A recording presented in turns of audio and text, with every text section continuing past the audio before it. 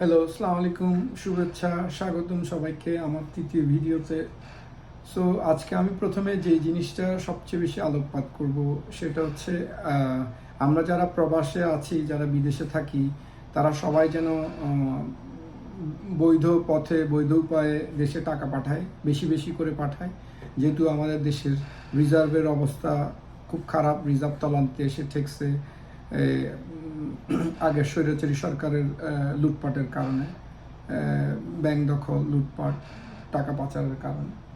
দ্বিতীয় যে জিনিসটা আমি বলবো সেটা হচ্ছে সরকারকে অবশ্যই একটা আলাদা কমিশন গঠন করতে হবে, যাতে পৃথিবীর সব দেশে, যেসব দেশে অফশোর অ্যাকাউন্টে ট্যাক্স হেভেন কান্ট্রিগুলোতে এই স্বৈরাচারী সরকারের লুটেরারা টাকা পাচার করছে, শোনা যাচ্ছে প্রায় 15 থেকে 16 লক্ষ কোটি টাকা পাচার হয়েছে গত 15 বছরে। আর 2008 সালে যেটা ছিল বাংলাদেশের ঋণের পরিমাণ ছিল অনলি 24,000 কোটি টাকা, এখন সেটা প্রায় 16,000 কোটি টাকা। সো বাকি টাকার পুরোটাই বেসিক্যালি পাচার হয়ে গেছে। সো ওই টাকাটা ফেরত আনতে হবে। ওই টাকাটা ফেরত আনলে আমাদের রিজার্ভের যে সংকট এটাও কেটে যাবে, প্লাস আমাদের আর্থিক অবস্থা ভালো হবে, এবং যেটা স্বাধীন বিচার ব্যবস্থা এবং দুর্নীতির যেটা তারা অন্যায় করছে ওগুলোর কার্যকর একটা বিহিত হবে। তৃতীয় যে জিনিসটা আমি বলতে চাই সেটা হচ্ছে গণভোটের বিষয়টা সংসদে এবং সংবিধানে অন্তর্ভুক্ত করা। জাতীয় স্পর্শকাতর বিষয়ে গণভোট অবশ্যই অন্তর্ভুক্ত করতে হবে, এই ব্যবস্থা আবার চালু করতে হবে বা রাখতে হবে। জাতীয় স্পর্শকাতর বিষয় বলতে আমাদের সংবিধান কীরকম হবে,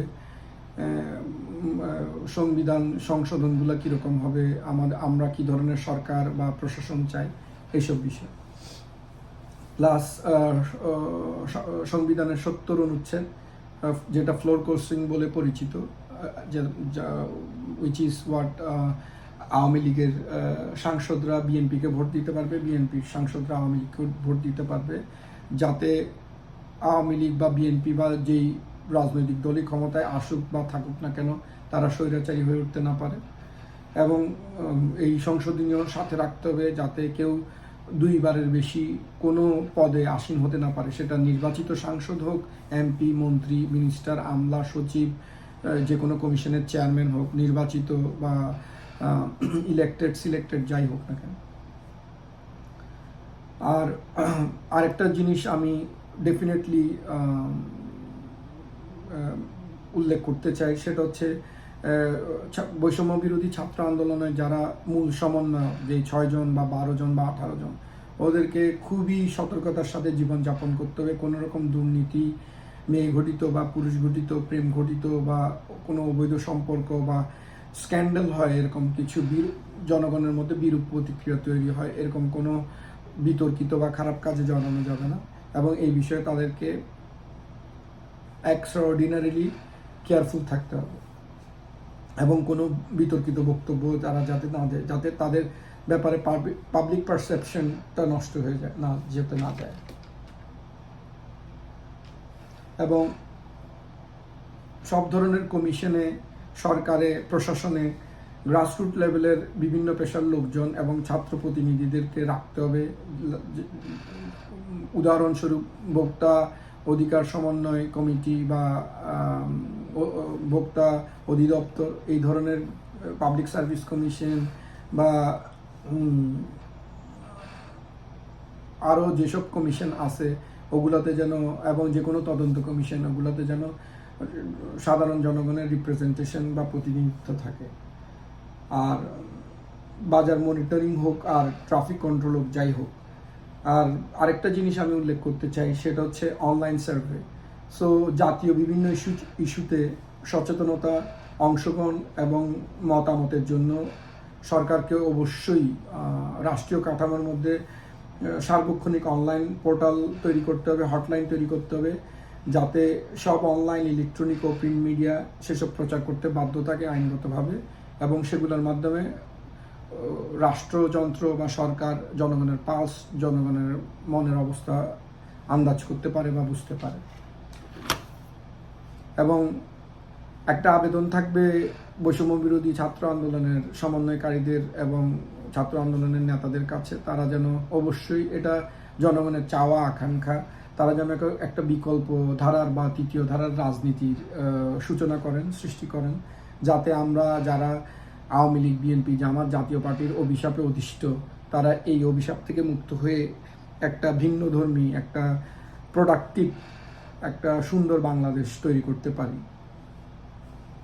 আর জনগণের কাছে আরেকটা আবেদন বা অনুরোধ থাকবে, সেটা হচ্ছে আপনারা কেউই ব্যক্তিগতভাবে উপদেষ্টাদের চিনলে বা পরিচয় থাকলে কেউ আপনারা কোনো তদবির বা সুপারিশের জন্য, তাদের ব্যক্তিগত কোনো তদবির বা সুপারিশের জন্য যাবেন না। অবশ্যই রাষ্ট্রীয় জনগুরুত্ব সম্পন্ন বিষয়ে অবশ্যই আপনাদের মতামত, সুপারিশ বা অনুরোধ করবেন বা মতামত জানাবেন তাদেরকে, কিন্তু ব্যক্তিগত কোনো কাজের বা লাভের উসিলায় তাদের সাথে যোগাযোগ বা দেখা করবেন না। এটা জনগণের তরফ থেকে আমাদের সবার দায়িত্ব। আরেকটা কমিশন আমাদের করতে হবে বা সরকারকে, এই অন্তর্বর্তীকালীন সরকারকে করতে হবে বা করা উচিত, যেটা এখন পাবলিক ডিমান্ড, সেটা হচ্ছে পুলিশকে নিয়ে একটা আলাদা কমিশন, যেটাতে পুলিশকে শুধু প্রফেশনাল ট্রেনিং দেবে না, প্লাস মানবিক, মনস্তাত্ত্বিক ট্রেনিং দেওয়া হবে পেশাদার ট্রেনিংয়ের পাশাপাশি, এবং যত ধরনের মেন্টরিং, কোচিং এই জন্য লাগবে। ফর অ্যান এক্সাম্পল, উদাহরণস্বরূপ মোটিভেশনাল স্পিচ বা প্রেরণামূলক প্ল্যাটফর্ম তৈরি করে দেওয়া, ভালো কাজের জন্য পুরস্কার এবং খারাপ কাজের জন্য তিরস্কার এবং শাস্তির বিধান রাখা, এগুলো খুব ভালোভাবে আইন করে আনতে হবে এবং এগুলোর প্র্যাকটিসের এবং এগুলোর ফলো আপ ফিডব্যাকের ব্যবস্থা করতে হবে জনগণের তরফ থেকে এবং পুলিশের তরফ থেকে। গ্যাস, পানি, বিদ্যুৎ, হাসপাতাল, যেসব সেবা খাত আছে, সেবা খাতেও সেম একই ধরনের সেবাধর্মী ট্রেনিং এবং মাইন্ডসেট পরিবর্তনের ব্যবস্থা করতে হবে, যাতে এই পেশার লোকজন, ইভেন যদিও তারা সরকারি অধিভুক্ত বা চাকুরিজীবী হয়, স্টিল তাদের আলাদা একটা প্রফেশনালিজম তৈরি করতে হবে, পেশাগত ভিত্তি তৈরি করতে হবে, যাতে তাদের সেবামূলক মানসিকতা, মন মানসিকতা থাকে এবং জনগণকে সত্যিকারের সেবাটা দেওয়ার চেষ্টা করে। আর লাস্ট একটা কথা বলতে চাই, যত ধরনের চেতনা এবং ধান্দার দোকান আছে, সেটা ইসলামী চেতনা হোক, সেটা মুক্তিযুদ্ধের চেতনা হোক, এই চেতনা ধান্দার দোকানগুলো বন্ধ করতে হবে। এখানে ইসলামী চেতনা বলতে বুঝাচ্ছি ইসলামের নাম দিয়ে ধান্দাবাজির চেতনা। সো এখানে কোনো ধর্মকে বা কোনো মুক্তিযুদ্ধকে, কোনো কিছুকেই প্ল্যাটফর্ম করে ধান্দাবাজি করা যাবে না। সেটা সনাতন ধর্ম, হিন্দু ধর্মের হোক, হিন্দু বৌদ্ধ খ্রিস্টান ঐক্য পরিষদ হোক, বা জামাত হোক, খেলাফতে মজলিস হোক, বা হেফাজতে ইসলাম হোক, এই ধরনের সার্কেলের মধ্যে থেকে এই ধরনের ক্ষুদ্র গোষ্ঠী স্বার্থ নিয়ে কাজ করা যাবে না। সবাইকে একতাবদ্ধ হয়ে জাতির জন্য, দেশের জন্য, বাংলাদেশের জন্য কাজ করতে হবে। এবং সাথে সাথে এটাও বলতে চাই, আমাদের গণ অভ্যুত্থানের বিপ্লবের স্পিরিটটা সবাইকে ধরে রাখতে হবে। জনগণকে যেমন এই সরকারকে চাপের মধ্যে রাখতে হবে, ইন এ সেন্স যে জবাবদিহিতামূলক একটা ব্যবস্থা গড়ে তোলার চেষ্টা করতে হবে এবং তাদেরকে প্রশ্ন করতে হবে, আমাদের কনসার্নগুলো তাদেরকে জানাতে হবে অ্যাজ এ জনগণ। সেজন্য আমাদের একটা কার্যকর পরিবর্তনের মধ্যে দিয়ে আসতে হবে সরকার এবং প্রশাসনের সব কাঠামোতে।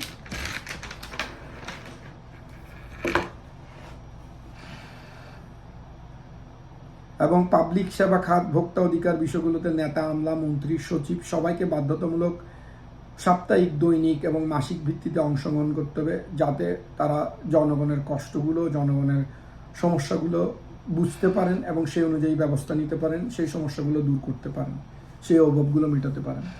এবং আমাদের সবাইকে, সেটা